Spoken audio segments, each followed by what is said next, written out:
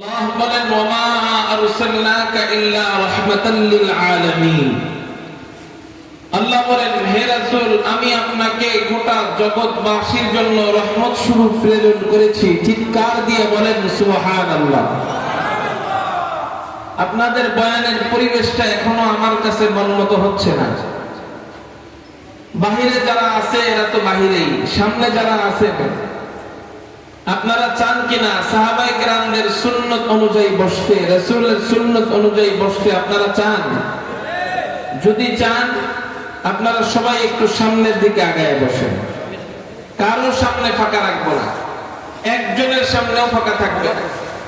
আর আমি চেয়ারম্যান মুরব্বীদেরকে অনুরোধ করব, সারা জীবন তো চেয়ারেই বসছেন, এখন আসেন একটু কোরআনের মহব্বতে দৌড়াইয়া সামনে চলে আসেন। আর যুবক ভাইদেরকে অনুরোধ করবো, আপনাদের তো চেয়ারের প্রয়োজন নাই, মুরব্বীরা যদি আসতে পারে আপনারা তো আরো আগে আসতে পারবেন। একান্ত কারো যদি কোমর ব্যথা হয় তার কথা ভিন্ন, তার মাসআলা ভিন্ন। কোমর ব্যথা হলে চেয়ার নিয়ে চলে আসেন সামনে, অসুবিধা কি?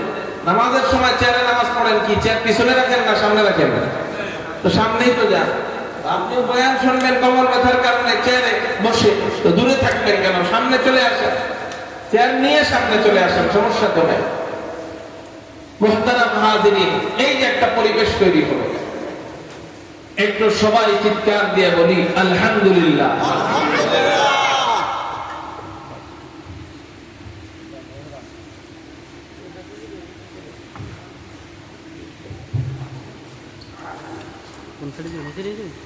মিডিয়াম্যান ভাইরা, আপনারা যা করবেন দ্রুত করে বসে যান, আপনাদের দিকে সবার মনোযোগ থাকে। মুহতারাম হাজিরিন, আপনারা আমার দিক তাকান, ওনারা ওনাদের কাজ করুন, আপনারা আমার দিক তাকান। আমি আপনাদেরকে মাঝে মাঝে প্রশ্ন করব। এটা একটা দ্বীনি শিক্ষা ক্লাস, এটা একটা দ্বীনি শিক্ষার কি? এই দ্বীনি শিক্ষা ক্লাসটাকে অনেকে যাত্রাপালা বানিয়ে ফেলছে, অনেকে কৌতুকের মজলিস বানিয়ে ফেলছে, অনেকে বক্তা হাসাইতে পারে কিনা, কয় হ্যাঁ পারে, তাহলে বয়ান শুনতে যাব। বক্তা কাঁদাইতে পারে কিনা, কয় হ্যাঁ পারে, তাহলে বয়ান শুনতে যাব। এদিক দিয়ে বক্তা কাঁদায়, মাগার বক্তার আমলের ঠিক নেই। আবার এদিক দিয়ে কমিটি মাহফিল করে বিশাল করে, কমিটির আমলের ঠিক নেই। এদিক দিয়ে শ্রোতারা বয়ান শুনতে যায়, কিন্তু নিয়ত করে শুধু যাত্রা দেখার, কৌতুক দেখার, আমলের নিয়তে শুনে না। আমাদের তিন গ্রুপের ইখলাসকে ঠিক করতে হবে। আমরা যারা শ্রোতা আছি, আমাদের দিল থেকে ওই চিন্তাধারা দূর করতে হবে। আমরা আজকে সবক শিখবো, এই নিয়তে বসলাম, বলেন ইনশাআল্লাহ। মুহতারাম হাজিরিন, আল্লাহ বলতেছেন নবীজিকে উদ্দেশ্য করে, ওয়ামা আরসালনাকা ইল্লা রাহমাতাল লিল আলামিন। আল্লাহ বলেন রাসূল, আমি আপনাকে গোটা জগৎবাসীর জন্য রহমত স্বরূপ প্রেরণ করেছি। আচ্ছা, এখন জগৎবাসীতে কারা কারা আছে? জগৎবাসী, আসমানও কিন্তু জগৎবাসী, জমিনও জগৎবাসী। জমিনের জীবন আছে না নাই? জমিন জগতের অন্তর্ভুক্ত কি ভুক্ত না? আসমান জগতের অন্তর্ভুক্ত কি ভুক্ত নয়? পৃথিবীতে যা আছে সবকিছুই জগৎ বা জগতের অন্তর্ভুক্ত। আল্লাহ যত জগৎ আছে, সমস্ত জগতের খালেক স্রষ্টা যেমন আল্লাহ, সমস্ত জগতের রহমত মুহাম্মদুর রাসূলুল্লাহ সাল্লাল্লাহু আলাইহি ওয়াসাল্লাম। তবে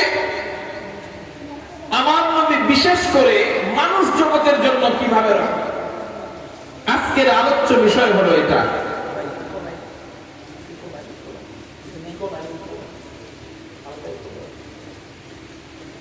খেয়াল করেন, জগৎ নিয়ে যদি আলোচনা করতে যাই, জগতের শেষ আছে? জগতের শেষ নেই। তাহলে যেই জগৎ নিয়ে আলোচনা করলে ফায়দা হবে, সেই জগৎ নিয়ে আলোচনা করবে। আমার নবী মানুষ জগতের জন্য কিভাবে রহমত, এটা নিয়ে আজকে আলোচনা করব ইনশাআল্লাহ। মানুষ জাত এটা একটা জগৎ, জিন জাত এটা একটা জগৎ, পাখি জাত এটা একটা জগৎ, জিনদের জাত এটা একটা জগৎ, সূর্যের জাত তো সৌরজগৎ, এরকম আল্লাহর বহু জগৎ আছে।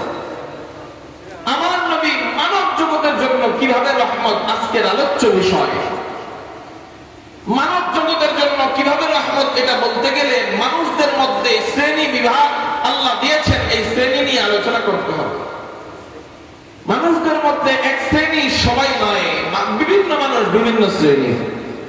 মানুষদের মধ্যে কেউ আছে সাহাবী, মানুষদের মধ্যে কেউ আছে আউলিয়ায়ে কেরাম, মানুষদের মধ্যে কেউ আছে মুমিন বান্দা, মানুষদের মধ্যে কেউ আছে ছোট বাচ্চা, মানুষদের মধ্যে কেউ আছে যুবক, মানুষদের মধ্যে কেউ আছে বুড়া, মানুষদের মধ্যে কেউ আছে আলেম, মানুষদের মধ্যে কেউ আছে হাফেজ, মানুষদের মধ্যে কেউ আছে ব্যবসায়ী, মানুষদের মধ্যে কেউ আছে চাকরিজীবী, মানুষদের মধ্যে কেউ আছে সাধারণ উম্মত, মানুষদের মধ্যে কেউ আছে গুনাহগার উম্মত।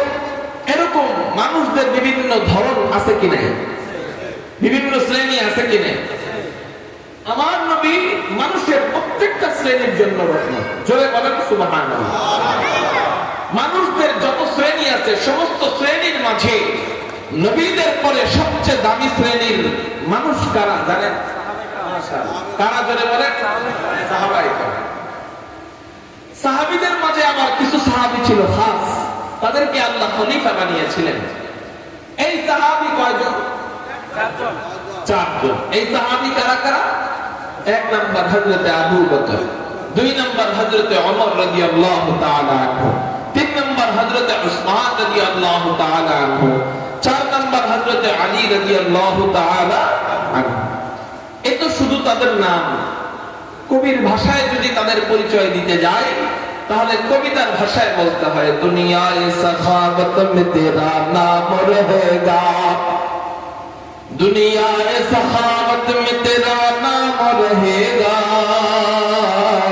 সিদ্দীক তেরা নাম সে ইসলাম রহেগা, সিদ্দীক তেরা নাম সে ইসলাম রহেগা। চিৎকার দিয়ে বলেন আল্লাহু আকবার। দুনিয়ায় আদালত মে তেরা নাম রহেগা, দুনিয়ায় আদালত মে তেরা নাম রহেগা, उम्र तेरा नाम से इस्लाम रहेगा, उम्र तेरा नाम से इस्लाम रहेगा, दुनिया शुजाअत में तेरा नाम रहेगा, दुनिया शुजाअत में तेरा नाम रहेगा, उस्मान तेरा नाम से इस्लाम रहेगा, उस्मान तेरा नाम से इस्लाम रहेगा, दुनिया मुसल्लत में तेरा नाम रहेगा, दुनिया मुसल्लत में तेरा नाम रहेगा, अली तेरा नाम से इस्लाम रहेगा, अली तेरा नाम से इस्लाम रहेगा। कारो ज़बान जनो बंद থাকে না, চিৎকার দিয়ে বলি না আল্লাহু আকবার। এই হলো চার খলিফার সংক্ষিপ্ত পরিচয়। এই চার খলিফার জন্য আমার নবীজি কিভাবে রহমত। নবীজি এই চার খলিফার ব্যাপারে ইবনে মাজাহ শরীফের 42 নম্বর হাদিসের মধ্যে বর্ণনা করেন, আর রাসূলুল্লাহ সাল্লাল্লাহু আলাইহি ওয়াসাল্লাম ইন্নাহু ফাসায়ারা ইখতিলাফান কাসীরান আলাইকুম বিসুন্নতি ওয়া সুন্নাতিল খুলাফা'ir রাশিদিনাল মাহদিয়িন। মধ্যে বলেন আমার পর তোমাদের জামানায় অনেক ফিতনা ফাসাদ দেখা দিবে, অনেক ইখতিলাফ দেখা দিবে, অনেক মতানৈক্য দেখা দিবে। নবীজি বলেন আমি চলে যাওয়ার পর অনেক মতানৈক্যের সময় আসবে, ইখতিলাফান কাসীরান, অনেক মতানৈক্য দেখা দিবে। নবীজি বলেন ওই মতানৈক্যের সময় তোমরা বেদিশা হয়ে যাও না, কি কর্তব্য বিমূঢ় হয়ে যাও না। ওই হুজুর বলবে আমি সঠিক, সেই হুজুর বলবে আমি সঠিক, আরেক আলেম বলবে আমি সঠিক। তুমি তখন বেদিশা হয়ে যাও না যে তুমি কোন পথে যাইবা। শুনে কিনা নাও, আমি আল্লাহ তোমাদের কাছে, আমি নবীজি তোমাদেরকে ফর্মুলা শিখিয়ে দিলাম। এক নাম্বার ফর্মুলা হলো আলাইকুম বিসুন্নতি, তোমরা আমি নবীর সুন্নতকে আঁকড়ে ধরবা। প্রত্যেকটা আমলে আমি নবীজির সুন্নতগুলা কি ছিল ওগুলাকে ফিটিং করাইবা। দুই নাম্বার হলো সুন্নাতুল খুলাফা'ir রাশিদিন আল মাহদিয়্যিন, আমার সুন্নতটা আঁকড়ে ধরবাই। পাশাপাশি আমার যেই চার খলিফা ছিল এই চার খলিফার সুন্নতকে আঁকড়ে ধরবা, এই চার খলিফার সুন্নতকে মজবুত করে ধরবা, তো তোমরা জান্নাতের পথ পেয়ে যাইবা। এই চার খলিফাকে আমার নবীজি এই হাদিসে যে শব্দ ব্যবহার করে সম্বোধন করলেন, এই চার খলিফার ব্যাপারে যে শব্দ প্রয়োগ করলেন, এক নাম্বার শব্দ আল খুলাফা, দুই নাম্বার শব্দ আর রাশিদিন, তিন নাম্বার শব্দ আল মাহদিয়্যিন। খুলাফা মানে নবীজির প্রতিনিধি, আর রাশিদিন আল মাহদিয়্যিন বলা হয় ওই ব্যক্তিদেরকে যারা নিজেরাও জান্নাতের দিকে আছে এবং উম্মতকেও জান্নাতের দিকে পরিচালনা করতে সক্ষম, তাদেরকে বলা হয় আর রাশিদিন আল মাহদিয়্যিন। তাহলে আমার নবীজি তাদেরকে উপাধি দিলেন কি বলে? আর রাশিদিন আল মাহদিয়্যিন বলে। তার মানে নবীজি এই উপাধি দিয়া বুঝায় দেয় যে এরা জান্নাতের দলে আছে, জান্নাতের পথে আছে। চিৎকার দিয়া বলেন সুবহানাল্লাহ। নবীজি যাদের ব্যাপারে বলেন যে এরা জান্নাতের পথে, সঠিক পথে, সুপথে আছে, তারা কি জান্নাতি না জাহান্নামী? তাহলে নবীজি যাদের ব্যাপারে জীবদ্দশায় জান্নাতের সার্টিফিকেট দিয়ে গেলেন, নবীজি তাদের জন্য রহমতের বার্তা দিলেন না গজবের বার্তা দিলেন? তাহলে বোঝা গেল এক নম্বর মানুষদের মধ্যে, এক নম্বর শ্রেণী সাহাবায়ে কেরামদের মধ্যে থেকে এই চার খলিফা, আমার নবী এই চার খলিফার জন্য রহমত। জোরে বলেন সুবহানাল্লাহ। মানুষদের মধ্যে দ্বিতীয় শ্রেণী হলো সাহাবা, সমস্ত সাহাবায়ে কেরাম। একটু গেলে একটু আগে কয়েকজন? চারজন। এখন সমস্ত সাহাবায়ে কেরাম। নবীজি সমস্ত সাহাবীদের ব্যাপারে কি বলেন? আরেক হাদিসের মধ্যে নবীজি সব সাহাবীদের ব্যাপারে বলেন, ক্বালা রাসূলুল্লাহ সাল্লাল্লাহু আলাইহি ওয়াসাল্লাম আসহাবী কানজুম ফাবিআইহিম ইক্তাদাইতুম ইহতাদাইতুম। নবীজি বলেন আমার একজন সাহাবী হলো আসমানের তারকারাজির মতো, তোমরা যে কোনো একজনকে ফলো করবা। ফাবিআইহিম ইক্তাদাইতুম, তোমরা যে কোনো একজনকে অনুসরণ করবা। ইহতাদাইতুম, তো তোমরা হেদায়েত পেয়ে যাইবা। এখানে সব সাহাবীর ব্যাপারে নবীজি বলতেছেন যে তাদেরকে অনুসরণ করলে তোমরা হেদায়েত পাইবা। তাহলে আমরা যখন সব সাহাবীকে অনুসরণ করলে যদি হেদায়েত পাই, আমরা যদি হেদায়েত পাই, তাহলে যাদেরকে অনুসরণ করব তারা হেদায়েতের পথে আছে কিনা? তাহলে এই হেদায়েতের পথে সব সাহাবীরা আছে, এটা ঘোষণা দিয়ে গেলেন 1450 বছর আগে থেকে হযরত রাসূলুল্লাহ সাল্লাল্লাহু আলাইহি ওয়াসাল্লাম। তাহলে বোঝা গেল দ্বিতীয় নাম্বার, আমার নবীজি সব সাহাবীদেরকে হেদায়েত প্রাপ্ত হিসাবে ঘোষণা দিয়ে গেলেন। তার মানে আমার নবী দ্বিতীয় নাম্বার শ্রেণী, সব সাহাবীর জন্য রহমত। চিৎকার দিয়ে বলেন সুবহানাল্লাহ। বুঝতেছেন তো আমার নবীজি কিভাবে সমস্ত জগতের জন্য রহমত? বুঝতেছেন তো? এভাবেই সমস্ত জগতের জন্য আমার নবী রহমত। চলেন মানুষদের মধ্যে তিন নাম্বার শ্রেণী আউলিয়ায়ে কেরাম, আল্লাহ ওয়ালা মুমিন বান্দারা, মুত্তাকি পরহেজগার বান্দারা। বেশি আমল করলে খাজা মুঈনুদ্দিন চিশতি হওয়া যায়, বেশি আমল করলে আব্দুল কাদের জিলানী হওয়া যায়, বেশি আমল করলে হুসাইন আহমদ মাদানী হওয়া যায়, বেশি আমল করলে শেখুল হিন্দ মাহমুদুল হাসান দেওবন্দি হওয়া যায়, বেশি আমল করলে হযরত রশিদ আহমদ গঙ্গোহী হওয়া যায়, বেশি আমল করলে আল্লামা আহমদ শফি হওয়া যায়। লেকিন বেশি আমল করলে নবীজির ছোট্ট একজন সাহাবী হযরত ওয়াহশীও হওয়া যায় না। সাহাবী আলাদা জিনিস, মুত্তাকি বান্দা আলাদা জিনিস। সাহাবীর দাম আলাদা, মুত্তাকি আলাদা। ও মেরে মুহতারাম ভাইও, আল্লাহ পাক রব্বুল আলামিন ওয়ালিদের জন্য নবীজিকে রহমত স্বরূপ কিভাবে পাঠাইলেন, মুত্তাকিদের জন্য নবীজি কিভাবে রহমত। আল্লাহ ওয়ালাদের ব্যাপারে নবীজি বুখারী শরীফের হাদিসের মধ্যে বলেন, এই হাদিসটা হলো হাদিসে কুদসি। হাদিসে কুদসি মানে হলো কথা আল্লাহ বলেন হলো নবীজি।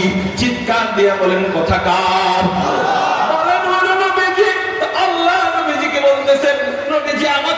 বলতেছেন মান আদালি ওয়ালিয়ান ফাকাদ আদানতুহু বিল হারব। নবীজি বলেন আমার বন্ধুদের সাথে যদি আল্লাহর বন্ধুদের সাথে যদি কেউ দুশমনি করে, আল্লাহ ওয়ালাদের সাথে যদি কেউ দুশমনি করে, মুত্তাকি পরহেজগার বান্দাদের সাথে যদি কেউ দুশমনি করে, নবীজি বলেন ওই ব্যক্তির সাথে যুদ্ধের ঘোষণা আল্লাহ নিজে দিয়ে দিতে। আল্লাহর বন্ধুর সাথে কেউ দুশমনি করলে তার সাথে যুদ্ধ করবে কে? আমার ভাই নাই চিৎকার দিয়ে বলেন কে? আল্লাহর বন্ধুর সাথে দুশমনি করলে তার সাথে যুদ্ধ করেন আল্লাহ। আল্লাহ যুদ্ধ যখন শুরু হয়ে যায়, আল্লাহ ক্ষমতাধর বাদশা ফেরাউনকে পানির মধ্যে ডুবায় মারে। আল্লাহ যুদ্ধ যখন শুরু হয়ে যায়, আল্লাহ ক্ষমতাধর বাদশা নমরুদকে ল্যাংড়া মশা দিয়ে মারে। আল্লাহ যুদ্ধ যখন শুরু হয়ে যায়, আল্লাহ আবু জাহেলকে কেমনে মারে? মক্কা মদিনার বড় বড় পাহলুয়ানরা পারে না, মুহাজির সাহাবীরা পারে না আবু জাহেলের সাথে, আনসারী সাহাবীরা আবু জাহেলের সাথে পারে না। হায় হায়, মক্কার বড় বড় নেতারা পারে না, হযরতে ওমর পারে না আবু জাহেলের সাথে, হযরতে সিদ্দিক আকবর আবু বকর পারে না আবু জাহেলের সাথে, হযরতে আলী পারেন না আবু জাহেলের সাথে। কিন্তু আল্লাহ যুদ্ধ যখন শুরু হয়ে যায়, ওমরের দরকার নাই, আলীর দরকার নাই, ওসমানের দরকার নাই, আবু বকরের দরকার নাই। আমার বন্ধুর সাথে যুদ্ধ করছে, তো ওর সাথে যুদ্ধ আমি আল্লাহ নিজে করব। আল্লাহ যুদ্ধ যখন শুরু হয়ে যায়, আল্লাহ দুইজন ছোট ছোট নাবালেগ শিশুর মাধ্যমে আবু জাহেলকে হত্যা কইরা জাহান্নামে পাঠায়া যায়। আল্লাহ যুদ্ধ যখন শুরু হয়ে যায়, আল্লাহ ক্ষমতাধর প্রেসিডেন্ট বুশের সাথে সাদ্দাম পারে না, বুশের সাথে ওসামা বিন লাদেন পারে না। কিন্তু আল্লাহ যুদ্ধ যখন শুরু হয়ে যায়, ওসামা বিন লাদেনের তো দরকার নেই, বুশের তো দরকার, আল্লাহ সাদ্দামের তো প্রয়োজন নাই। আল্লাহ যুদ্ধ যখন শুরু হয়ে যায়, বলে ওদের দলের সাংবাদিকের মাধ্যমে আল্লাহ চুপা পিটা খাওয়ায়। আল্লাহ যুদ্ধ যখন শুরু হয়ে যায়, দেখা যায় নব্য ফেরাউন আমাদের বাংলাদেশের শেখ হাসিনা স্বৈরাচার ফ্যাসিস্ট সরকার, ওর সাথে বড় বড় বিএনপির নেতারা পারে না, ওর সাথে জাতীয় পার্টি জামাতের নেতারা পারে না, ওর সাথে হেফাজত ইসলাম পারে না। এক পর্যায়ে এমন অবস্থা হয়েছে, বড় বড় আলেমদেরকে জেলের মধ্যে নিয়ে কোণঠাসা করে ফেলছে। বড় বড় আলেমরা ওর সাথে যুদ্ধ করে কোলায় উঠতে পারে না। আল্লামা মামুনুল হক সাহেবের মতো বীর মুজাহিদরা ওর সাথে যখন পারে না, আল্লাহ কয় তোমাদের যুদ্ধ যেখানে শেষ, আমার যুদ্ধ সেখান থেকে শুরু। মান আদালি ওয়ালিয়ান ফাকাদ আযানতুহু বিল হারব। আমার বন্ধুর সাথে কেউ দুশমনি করলে তার সাথে তো তোমাদের যুদ্ধ করার প্রয়োজন নাই, তার সাথে যুদ্ধ আমি আল্লাহ নিজে করব। তা আল্লাহর বন্ধুর সাথে দুশমনি করছে, আল্লাহ আহমদ শফির বদদুয়া লাগছে ওদের উপর, কায়েদে মিল্লাত জুনায়েদ বাবনগরীর বদদুয়া লাগছে ওদের উপর, আল্লাহ নূর হোসেন নাসিবির বদদুয়া লাগছে ওদের উপর, নিরহ কোরআনের পাখিদের বদদুয়া লাগছে ওদের উপর। তো আল্লাহর জজবার মধ্যে যুদ্ধের ইচ্ছা এসে গেছে। আল্লাহ যখন যুদ্ধ শুরু করা যায়, বড় কোনো পাহলওয়ানের প্রয়োজন হয় না, ওদেরই পালিত সন্তান স্কুলের ছোট ছোট বাচ্চাদের মাধ্যমে আন্দোলন করায়া জুতা পিটা দিয়া দিয়া এদেরকে দেশ ছাড়া কইরা আল্লাহ বিদায় করে দেয়।